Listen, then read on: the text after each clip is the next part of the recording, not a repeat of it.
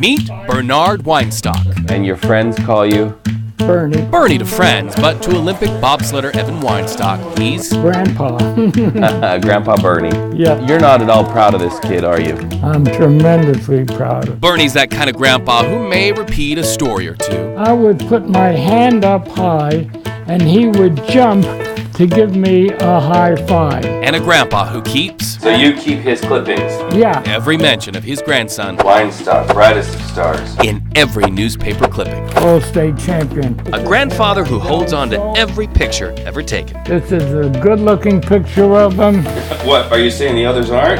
Yeah. Well, Pictures of a boy who grew up to be an Olympian. it's a dream come true for him.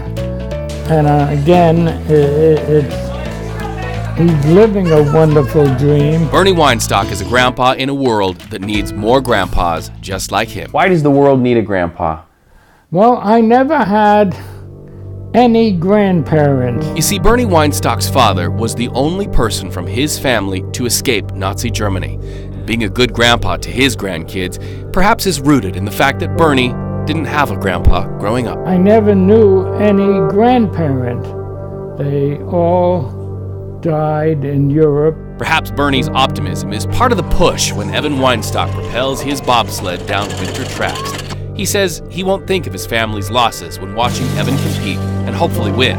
He'll only think of how good life is, even after tragedy. I tell everyone, and I'm telling you and the whole world who watches TV, there's nobody in this world that's luckier than me.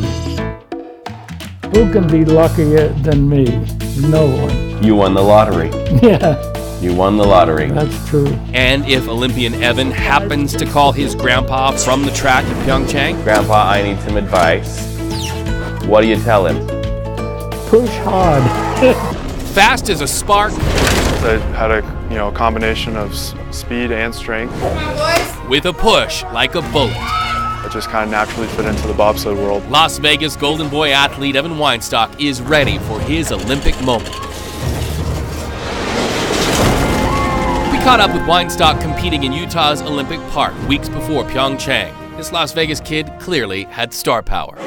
Evan's fans feeling the drumbeat to the Olympics and wanting fan photo after fan photo. You always grow up and you think the Olympics it's the holy grail. That's where you want to end up. Evan's brother Jason, who is among 27 others traveling to Pyeongchang to cheer Weinstock's wish for gold, says their mom, Virginia, My mom was huge in sports and loved the Olympics. is a dreamer like her son, a dream that one day her boy would be an Olympian. Her and Evan had this thing about how awesome it would be to go to the Olympics. But Mom Virginia won't be in Pyeongchang, at least not physically. Evan and I lost our mom 2 years ago. While only a rookie bobsledder, Evan Weinstock got a call from Las Vegas. Mom is dying. She got cancer, small cell lung cancer. He left right away and came back to Vegas. He took over the role of caretaker and he was amazing. Labor of love.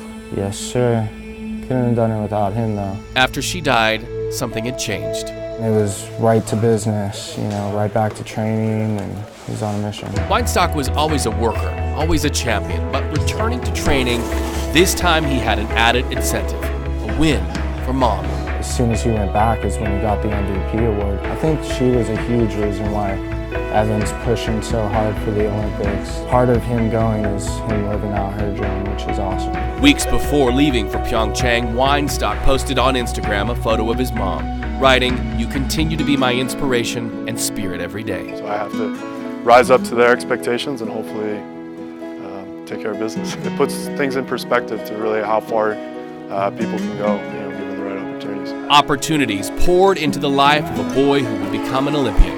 Pyeongchang, payback from the son to his mom.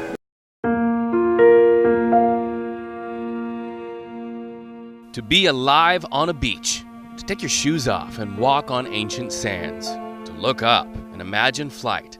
Life is art, and the expressions of life on a Korean beach spread a little peace on earth for Olympic visitors. It's the inner blending of culture.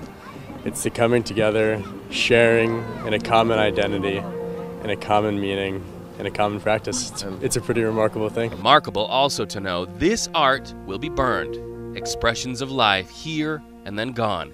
Each one built up to be burned down as an offering for peace during the games.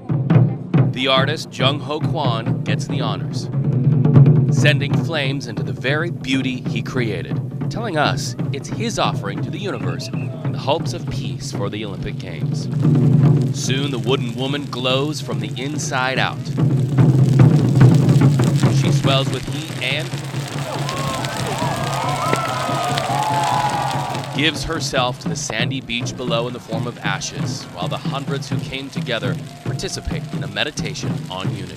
The idea that we're burning all this beautiful art is kind of beautiful to me because we all get to experience it and the memories will last forever, but the pieces themselves won't. U.S. wanderer Jacob Mooney is right. Memories are all that last.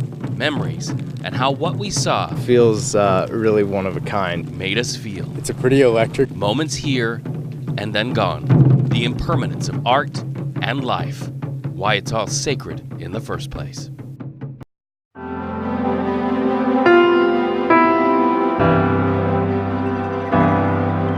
Words really are not enough. Our nation honors her sons and daughters When you think about the thousands, who answered the call to defend a country they never knew thousands who gave their lives for strangers. and a people they never met. These are their names. These, their faces. This is their place. Why should we stop? Why should we look? Why should we read the names? Why should we remember? It's one of those moments where you have to step back and you think about what these people fought for. Jeremy Trice is a U.S. soldier serving in South Korea, a Texan who watched sunlight filter in onto bronze names. Texas covers 2.5 boards alone. Imagining their stories I imagine a lot of farm boys, and sensing their sacrifices. probably a lot of young families, younger wives, maybe a couple of children, a whole future, They gave their futures so that Koreans could have one. Koreans who once reached up out of war for help, cheered when U.S. soldiers arrived. This statue showing Korean brothers standing on the dividing fracture of war. This one of Korean daughters holding 2 clocks. One marking the start of the war, one the current time, with the clock resting on the ground waiting to start when and if Koreans unite peacefully. U.S. soldier Matthew Reed came here today to see a teardrop made of U.S. soldier dog tags. What message resonates for him in these halls? Honor your country, live for your country, don't do anything that would destroy your country. Is it safe to assume that there are guns pointed right here where we're standing? We know that there are guns pointed right where we're standing. Seeing Kim Jong-un's communist flag flying, our crew enters a place few ever go. The United Nations allowing a rare Olympic glimpse into the realities and the dangers at the DMZ.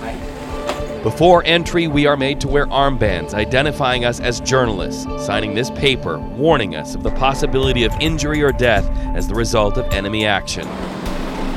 Boarding a bus for the first time of many rides, we are told There will be absolutely 0 pictures taken of that whatsoever. Does everybody understand me? cameras off, we traverse places where the UN says landmines are often heard exploding in the distance. We see the infamous Bridge of No Return at the military demarcation line and see cameras recording our every move. And we hear this.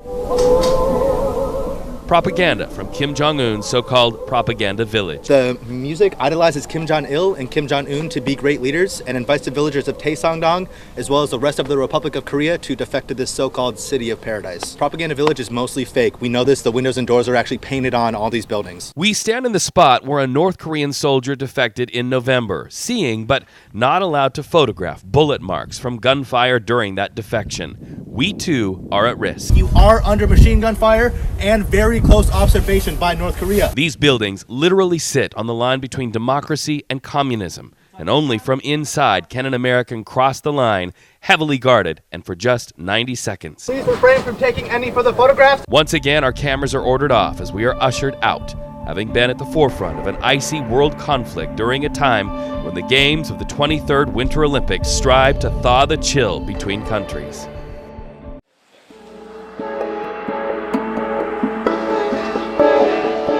These faces I like everything fish. have been here before. Very long time. They're here wearing the expressions of their ancestors who, like them for hundreds of years, harvested the waters.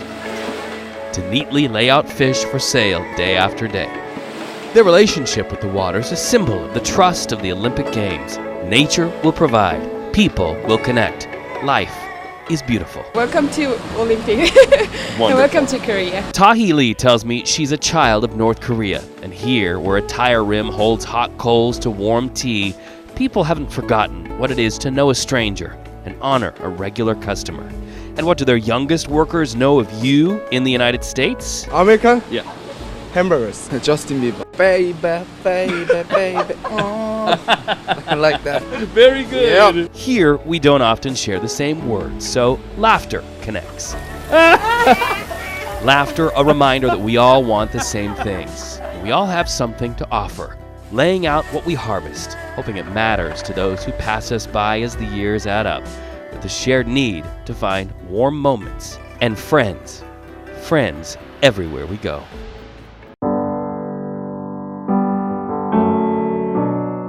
This is Sergeant Stanley Christian Jensen back in the spring of 1951. The father of two from rural Maiton, Utah, reported for duty in South Korea. And before leaves turned color in his hometown, Sergeant Jensen died from enemy fire not far from Korea's Bridge of No Return that same year.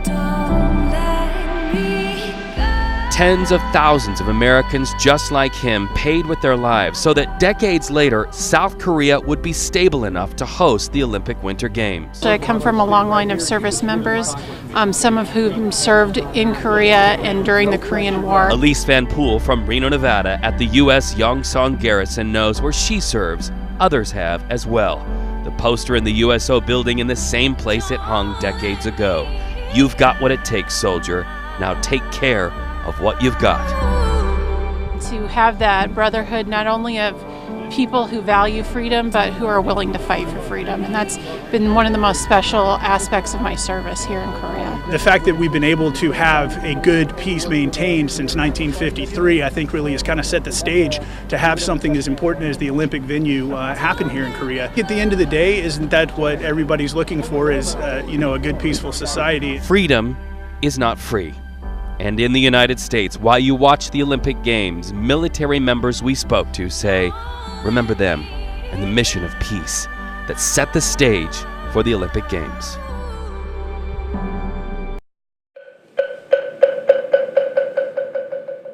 The ascension to something greater. The climb to connect. And the reach to reflect. Chances are your place of worship back in the United States does not look like this ancient Buddhist temple in the heart of Seoul, South Korea. But do these moments here look familiar to you? Hands clasped in prayer, knees touching the earth, prayers whispered on lips.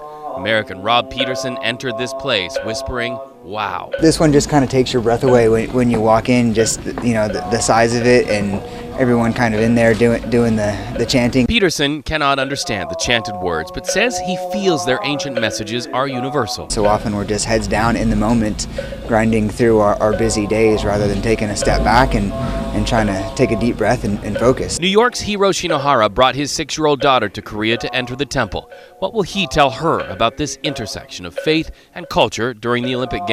Whether it's Buddhism at this temple or any other religion around the world, I think people come for that place where they can find peace and hope and positive energy. Part of human nature that we all have that need. We all exist in the shadow of larger things, lit up by the stories we believe, shaping ourselves in the image of what stirs awe. This place, perhaps like some place back home where you connect to source, similar because of the people who reach.